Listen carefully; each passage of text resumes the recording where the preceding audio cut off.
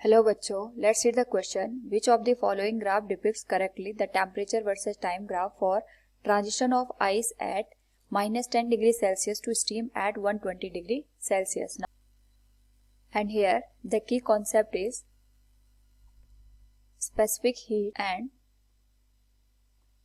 latent heat. Now अगर हम बात करें यहाँ पे specific heat और latent heat की, we can say अगर हमें यहाँ पे कोई भी मटेरियल है उसके टेम्परेचर में यहाँ पे 1 डिग्री का चेंज लेके आना है, उस केस में हमें जो हीट की रिक्वायरमेंट होती है वी से it specific heat and it is given bye mc del T. तो यहाँ पे अगर हमें मटेरियल का टेम्परेचर चेंज करना हो उस केस में स्पेसिफिक हीट की रिक्वायरमेंट होती है. नाउ अगर हम बात करें यहाँ पे लेटेंट हीट की, तो लेटेंट हीट हमारे पास वो हीट का अमाउंट होता है which is required to change the state of material. Like अगर हमें यहाँ पे सॉलिड को लिक्विड में या लिक्विड को गैस में कन्वर्ट करना है तो उस केस में विदाउट चेंजिंग द टेम्परेचर, वहां पे टेम्परेचर में कोई चेंज नहीं आता है. जो भी हमारे पास हीट यूज होती है it is use to transform the state of a material which is given by Q equals m into L. यहाँ पे हमारे पास टेम्परेचर को कांस्टेंट रखा जाता है in this particular case. So on the basis of this to heat we can define this graph. यहाँ पे हमारे पास सबसे पहले आइस गिवन है which is at -10 degree Celsius. तो यहाँ पे जो आइस है पहले ही अपना टेम्परेचर रिड्यूस करके 0 डिग्री सेल्सियस तक लेके आएगा, और इस पर्टिकुलर केस में हमारे पास जो स्टेट ऑफ मटेरियल है इट इज सेम. तो यहाँ पे हमारे पास स्पेसिफिक हीट लगेगी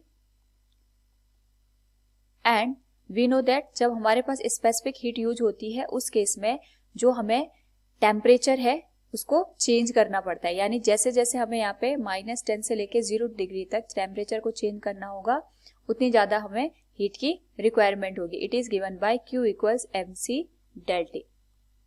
नाउ जो हमने आइस रखा है एट 0 डिग्री सेल्सियस, अगेन ये यहाँ पे कन्वर्ट होगा वाटर में and it will convert into water at 0 degree Celsius. यानी हमारे पास जो आइस है वो जब तक कंप्लीटली वाटर में कन्वर्ट नहीं हो जाता उस केस में यहाँ पे टेम्परेचर कांस्टेंट रहेगा.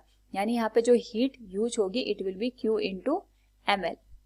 नाउ अगेन हमारे पास जो वाटर है it will increase its temperature for 0 degree Celsius to 100 degree Celsius. इस केस में टेम्परेचर चेंज होगा लेकिन मटेरियल की जो स्टेट है वो सेम रहेगी, दैट इज इन लिक्विड. और यहाँ पे जो हीट यूज होगी it will be mc del T. Again यहाँ पे with respect to time temperature increase होगा. अगेन जो वाटर है it will convert into steam और vapour. We can say here, तो यहाँ पे जो 100 डिग्री सेल्सियस पे वाटर रखा है it will completely change into steam eight 100 degree Celsius. इस केस में अगेन हमारे पास जो टेम्परेचर है वो कांस्टेंट रहेगा, केवल स्टेट चेंज करने में हमारी हीट यूज होगी. अगेन ये जो स्टीम है it is at 120 degree Celsius, यानी हमें यहाँ पे टेम्परेचर को चेंज करना है. इस केस में जो हमारे पास हीट लगेगी it will be mc del T.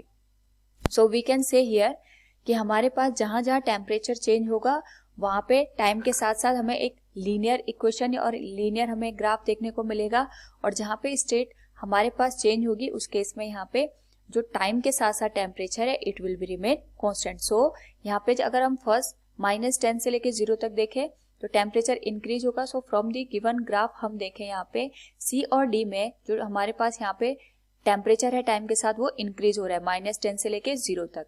Again जहाँ पे हमारे पास 0 डिग्री यहाँ पे टेम्परेचर मिल रहा है वहां पे स्टेट चेंज हो रही है, इसलिए हमारे पास टेम्परेचर पे कोई भी चेंज नहीं आएगा. दोनों हमारे पास ग्राफ सेम बन रहे हैं.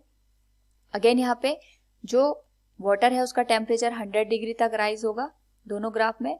सो here we will get a straight line. Again यहाँ पे 100 डिग्री वाटर 100 डिग्री स्टीम में कन्वर्ट होगा, so temperature will be constant like this. Now हमारे पास जो लास्ट स्टेज है जिसमें 100 डिग्री हमारे पास जो स्टीम है it is converting into 120 degree steam. Again यहाँ पे हमारा टेम्परेचर में चेंज आएगा तो हमें एक लीनियर ग्राफ मिलेगा. बट C में हमें केवल यहाँ पे 100 डिग्री तक ही ग्राफ शो करा है, जबकि D में हमारे पास जो ग्राफ है it is increasing up to 120 degree. So we can say From the given explanation, option D will be the correct answer. Hope all you understood it. Thank you and best of luck.